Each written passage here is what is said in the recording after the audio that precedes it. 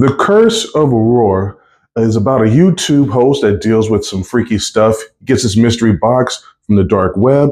Now he discovers this thumb drive and decides to see what's on it. Now there's this video and he decides to screen it with his audience. Now the footage starts with two men arriving at an airport in Quebec, and they're there to pick up their friend Lena. Turns out they're filmmakers and they are there to complete a project. Now, on the way to discuss the tragic story of Aurora, apparently she lives in this town, or she lived in that town in the area. And at some point, they decide to make use of all this paranormal footage, and they make the movie about her. That turned out to be a very bad idea. Now, outside the intro and the end bumper, this was done in that found footage style.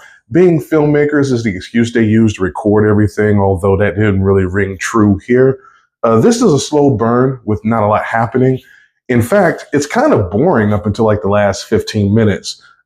This is very similar to Paranormal Activity 3, which I wasn't very good either. Not a lot happens, and then things crank up at the end. There's one cool scene. However, the payoff here is not nearly enough, sitting through these boring conversations with these characters that are not all that likable. Far better movies with similar budgets in the genre. No way you should settle for this one. Did you guys think the ending paid off to that slow build-up? Let me know in the comments, and I'll see you guys next time. Peace.